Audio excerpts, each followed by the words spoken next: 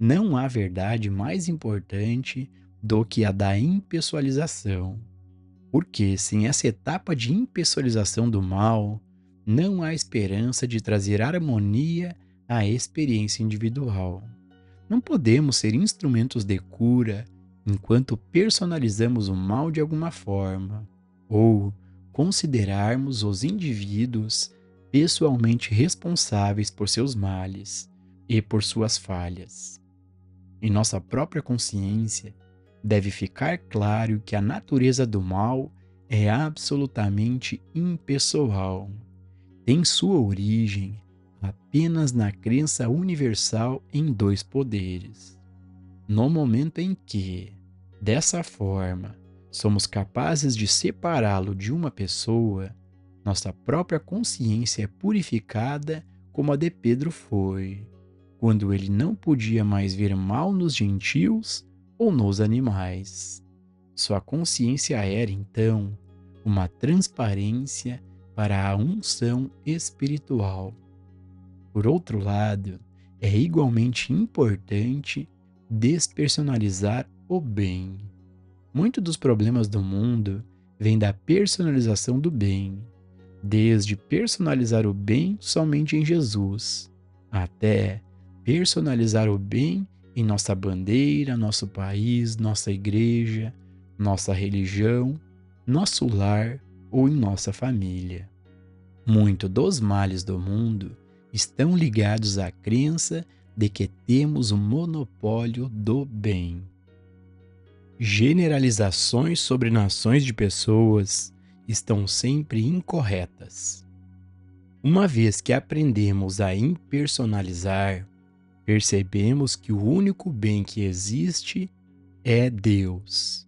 E onde quer que ele encontre uma saída, aí está ele em expressão.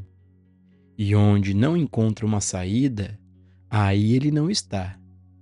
Logo aprendemos, mas especialmente se viajarmos, que não existem raças ou povos maus na Terra. Pode haver indivíduos maus, mas no minuto em que pensamos que não há pessoas que se permitem ser instrumentos do mal ou da mente carnal em sua terra ou na minha, estamos em um estado de desilusão. O mal está em qualquer lugar e em todos os lugares em que Deus não é reconhecido como a fonte do bem. O bem está em toda parte. Portanto, no que diz respeito às pessoas, encontramos pessoas boas em todas as nações e também encontramos um percentual de pessoas más, provavelmente o mesmo percentual em todas as nações. Não tem nada a ver com a nacionalidade, com a raça ou religião de alguém. Tem a ver com o grau de consciência purificada ou não de um indivíduo. Quando aos 16 anos e meio comecei a viajar pelo mundo, não demorei muito para descobrir que os ingleses eram bons, tão bons quanto nós, e também os franceses, os alemães e os suíços. Também não demorei muito a descobrir que havia gente desonesta entre todos eles, e que havia empresários em quem não podia se confiar. Nenhum país, entretanto, tinha o monopólio deles. Foi assim que, quando jovem, vi que, humanamente, não existem pessoas boas como uma raça ou pessoas más como uma raça. Elas são o que são como indivíduos, de acordo com seu estado de consciência. Só mais tarde, quando a experiência espiritual começou, entendi por que isso é inevitavelmente verdade. Pessoal, para a gente poder ter uma compreensão mais profunda desses assuntos que o Joel Goldsmith traz nesse trecho, mais uma vez, o mestre Gualberto está aqui conosco. Gratidão, mestre, pela presença. O mestre Gualberto, pela graça de seu mestre, já teve esse assim chamado despertar da consciência, ou também chamado iluminação espiritual. E hoje ele compartilha a visão de quem vive nesse estado de consciência. Mestre, nesse trecho, o Joel Goldsmith compartilha as experiências que ele teve. O mestre pode trazer a sua visão sobre o que é a experiência sem o experimentador? Ô Gilson, esse nosso modelo de vida é o modelo de vida programado para ser assim. Nós fomos programados para viver dentro desse circuito, que é o circuito pensamento e experiência. Veja, nós estamos vivendo a vida nesse momento, trazendo para esse momento sempre nossas ideias, crenças, conclusões, avaliações, razões e motivos. Tudo isso é algo que vem do pensamento. Se manifesta presente nesse instante com base no passado. Veja, essa é a vida do experimentador. Nós não sabemos o que é, Gilson, lidar com a vida como ela acontece, sem esse elemento que vem do passado. Porque a nossa mania, o nosso vício,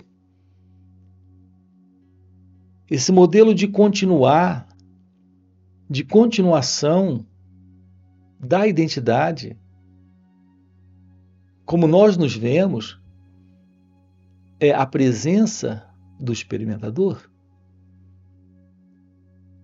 Aqui nós estamos vendo com você uma coisa que requer um olhar novo que nós não temos para ver.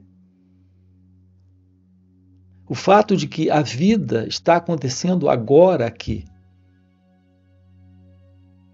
E nesse momento em que ela acontece, ela termina. Nós não sabemos lidar com a vida assim, da forma real como ela é. E eu vou repetir, ela é exatamente assim, ela acontece e termina. O que quer que esteja ocorrendo agora aqui não precisa manter uma continuidade de memória, como nós temos feito. Porque estamos mantendo a continuidade da memória do que acontece, estamos transformando isso em uma experiência. Reparem, é exatamente isso que está dando manutenção, perpetuidade ou continuação ao ego. Esse elemento em nós, que está sempre presente, nesse contato com o momento, sempre trazendo do passado esse experimentador. Percebam a beleza disso. Um encontro com esse momento é um encontro com o que é. Nós não temos a necessidade de um elemento presente nesse encontro para traduzir, para interpretar, para avaliar, para gostar ou não gostar do que está aqui. Essa é a presença do ego. É a presença do eu, desse experimentador. Então, o que estamos propondo para você aqui? Tome ciência desse encontro com a vida. Mas é um encontro possível com a vida quando o ego não está, quando o experimentador não está. Repare que quando você fala com alguém, tudo que você diz para ele ou ela se baseia em lembranças, em memórias. Psicologicamente, esse contato é um contato onde não estamos lidando com a realidade, estamos lidando com o mundo do eu, o mundo do ego, o mundo do pensamento. Observe, Gilson, esse momento agora aqui, que lugar tem o pensamento nesse momento? O pensamento não faz uma leitura desse momento. Quando o pensamento aparece, é sempre contando coisas do passado. Quem é esse elemento em nós que está sempre envolvido com o passado e se projetando no futuro? É assim que a mente funciona em cada um de nós. Ela ou está no passado ou está no futuro. Isso porque ela carrega esse experimentador. E como ela carrega esse experimentador, ela está se situando sempre nesse tempo estabelecido pela memória, pelas recordações, pelos pensamentos. Então nós não vivemos a vida como ela é, porque a gente se estabelece na imaginação do que é a vida, ou de como ela deveria ser, ou de como ela poderia ter sido. Então esse é o problema, Gilson, com a presença do experimentador. Podemos entrar em contato com esse momento e estar somente nesse experimentar. Isso significa uma vida livre do ego, uma vida livre do passado. E, naturalmente, dessa ilusão, desse futuro psicológico que o pensamento tem estabelecido. Para alguns de nós, na verdade, para a grande maioria, isso soa muito, muito estranho. Ouvir que a vida é só o que acontece. Não tem alguém presente aqui para avaliar isso. Mas não é assim que nós nos comportamos no pensamento. E é um comportamento, repare, do pensamento. É ele que está tentando fazer uma leitura do que está aqui, com base no passado. Então estamos falseando a vida, falseando a realidade do momento.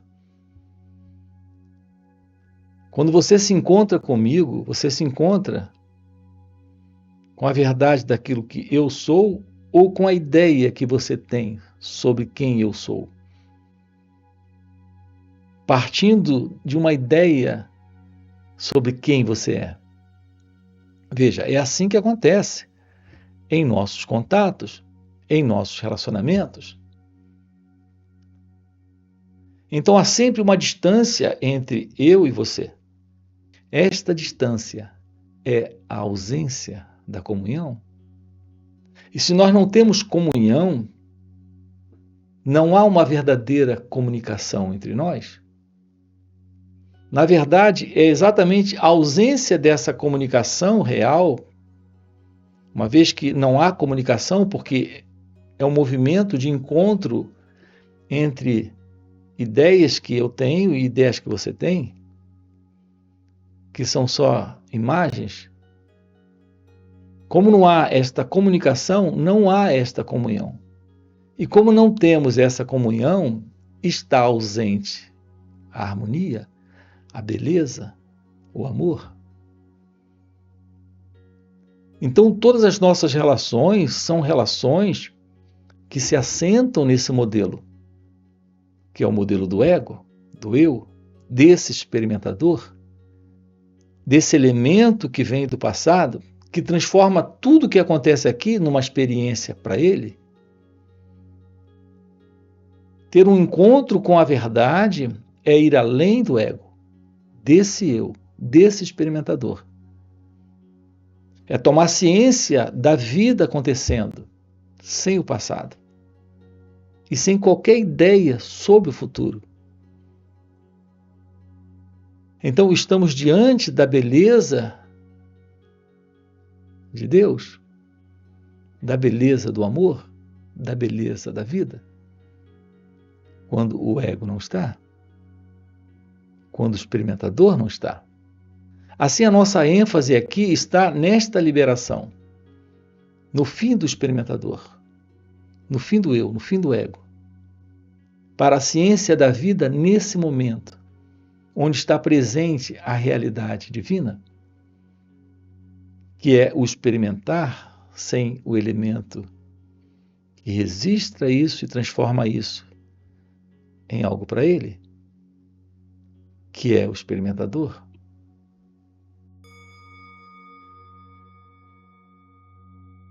Deus é a verdadeira vida de cada indivíduo. Deus é a mente, o espírito e a alma de todos nós. Portanto, o fundamento de cada um de nós é o mesmo.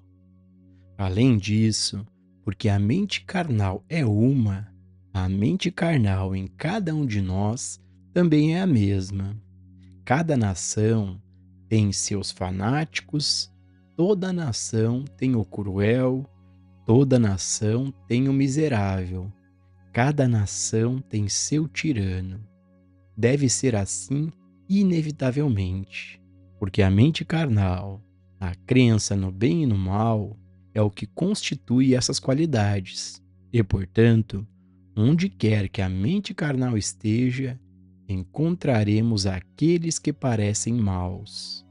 Não pense que a mente carnal é algo separado e à parte das igrejas, governos e pessoas, porque a mente carnal é uma só. E onde quer que haja uma receptividade à mente carnal, ela encontra expressão. Até agora, o mundo ainda não teve oportunidade de se libertar dessa mente carnal. Acreditava-se que tínhamos que sair e reformar cada indivíduo na Terra de forma separada e individualmente, que tínhamos que fazer proselitismo e trabalhar com indivíduos e trazê-los todos para o nosso modo de vida. Essa crença tornaria a situação mundial desesperadora, porque quando pudéssemos chegar aos 4 bilhões de pessoas na Terra e reformar todas elas, a próxima geração estaria aqui e teríamos que começar nosso trabalho todo novamente. Essa foi a única esperança mantida até agora. Neste trecho, o Joel Goldsmith comenta sobre a esperança. Existe até aquele famoso ditado popular que a esperança é a última que morre. E é muito forte a ideia, mestre, dentro dos meios espirituais, dentro dos estudos, essa ideia de ter essa esperança de no futuro alcançar a felicidade, ou viver em paz, ou no futuro despertar espiritualmente. O mestre pode trazer a sua visão sobre esse assunto para nós? Sim, Gilson, a preocupação em geral das pessoas é a preocupação de que para lidar com o que nós temos nesse momento, nós precisamos ter a esperança de que um dia isso aqui se altere. A condição em que me encontro nesse momento é de insatisfação, é de infelicidade, é de complicação, é de problema. Mas eu tenho a esperança de que um dia estarei livre disso. Note, Gilson, tudo isso é um jogo do pensamento, de adiamento para lidar com esta situação. Então o pensamento, ele constrói o depois. Ele constrói o que virá, o que irá acontecer. Ele constrói o futuro. Uma coisa muito curiosa é que não existe tal coisa como o futuro. Estamos lidando com o que temos aqui nesse instante. Mas para escapar disso, para fugir disso, para adiar esse confronto com essa infelicidade, com esse problema, com essa dor, o pensamento constrói a ideia do amanhã para resolver. Essa é a construção do tempo psicológico. Então, palavras como felicidade amanhã, esperança, ou aguardar, tudo isso envolve um movimento de tempo. São expressões que sustentam em nós a ideia de um sentimento de conforto que o próprio pensamento nos induz a ter em razão de um futuro que o próprio pensamento está criando. Então veja, Gilson, não nos ensinaram a, nesse instante, descobrir a beleza da liberdade. Então ficamos adiando. Ficamos buscando conforto e consolo nesse futuro que o pensamento idealiza, que ele chama de depois, ou amanhã, ou um dia. Esse, Gilson, é o modelo típico da identidade do eu. Lidar com algo requer uma aproximação direta disso, desse algo, aqui e agora. Repare que quando você está com fome, você não diz, amanhã eu vou comer. Eu vou deixar para amanhã essa coisa de comer. Quando você está com uma dor no dente, você não diz, amanhã eu vou resolver essa dor. Então, nós temos algumas necessidades que são claramente prementes, urgentes. E não colocamos nenhum tempo para resolver. Nós buscamos de imediato a resposta para isso. Se você está com fome, você de imediato vai em busca de uma resposta para esse problema. Se está com uma dor, você de imediato vai em busca de uma resposta para essa dor física. Se você tem essa qualidade de problema de ordem física, a sede, a fome ou uma dor, fica muito claro dentro de você que não existe nenhum amanhã para resolver isso. Você vai em busca de uma solução imediata para esse problema. Fica muito claro a urgência de lidar com isso nesse instante. E, no entanto, psicologicamente, o nosso movimento é o movimento da adiação, ou da busca de consolo, de conforto para essa dor a nível psicológico, a nível sentimental, emocional, a nível de pensamento. Tudo isso está dentro dessa estrutura de manutenção, de continuidade do próprio ego. Então ele cria esse tempo, o tempo psicológico, o tempo para resolver depois. Na verdade, tudo que ele pretende é escapar, é fugir. E é interessante, isso nunca se resolve. Porque há sempre esse modelo de continuidade que o pensamento produz nesse tempo que ele imagina. Nós precisamos descobrir, Gilson, o fim do tempo psicológico. Então se revelará a verdade agora. Não se trata de encontrar a paz no futuro, a felicidade no futuro, a liberdade no futuro, o amor no futuro. Não existe tal coisa como esse futuro psicológico. Se o que está presente é o medo, a inveja, o ciúme, a raiva, é nesse instante, é nesse momento, é tendo uma aproximação daquilo que está aqui e agora, que podemos ir além disso. Então temos que deixar de lado essa ilusão de que um dia não terei mais medo, não terei mais inveja, ou ciúme, ou apego. É importante liberarmos de nós, soltarmos de cada um de nós esse modelo psicológico. Uma vez que esse modelo psicológico é um modelo de condicionamento de cultura humana, onde estamos sempre nessa ilusão de realizar nesse nível, a nível de uma liberação psicológica,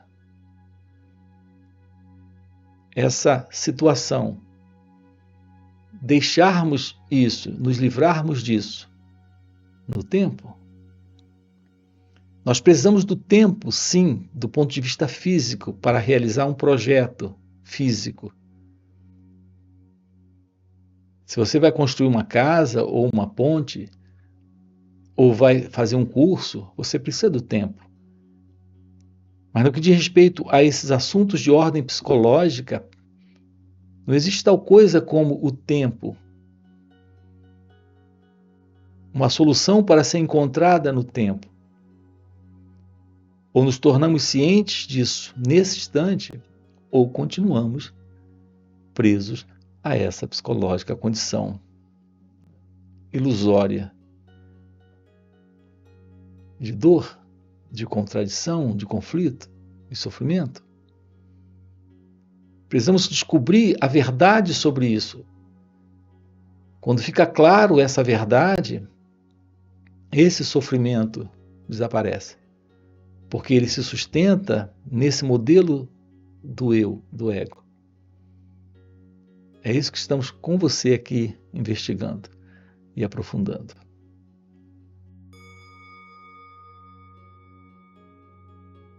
Mas agora sabemos que não será necessário reformar 4 bilhões de pessoas. Não será necessário tornar 4 bilhões de pessoas espirituais, ou mesmo fazê-las querer ou ter a necessidade de serem espirituais. Agora, os 10 homens justos da cidade que a salvarão são os poucos que serão capazes de despersonalizar a mente carnal e reduzi-la a nada. Impessoalizamos o mal e assim entendemos que o mal não é cristão, não é judeu ou muçulmano. Impessoalizamos o mal para sabermos que o mal não é nosso vizinho ou outra pessoa. Reconhecemos que estamos lidando apenas com a mente carnal. E a mente carnal pode aparecer como branca ou negra, judia ou gentia. Depois de despersonalizá-lo, separá-lo de uma pessoa e reconhecê-lo como a mente carnal, podemos então dar o terceiro passo de reduzi-lo a nada. Percebendo que Deus não criou a mente carnal. Ela não tem entidade ou identidade, nenhuma substância, nenhuma lei, nenhuma causa, nenhum efeito. E para você que está assistindo o vídeo até o final e tem o desejo real de viver a cada instante essa real felicidade, esse real estado de paz, além da loucura dos pensamentos, fica o convite para participar dos encontros que o Mestre Gualberto proporciona, que são chamados satsangs. São encontros que existem no formato online de final de semana, no formato presencial e inclusive retiros de vários dias. Nesses encontros e nesse compartilhar de presença, a gente acaba entrando de carona nesse estado de silêncio que o mestre vive.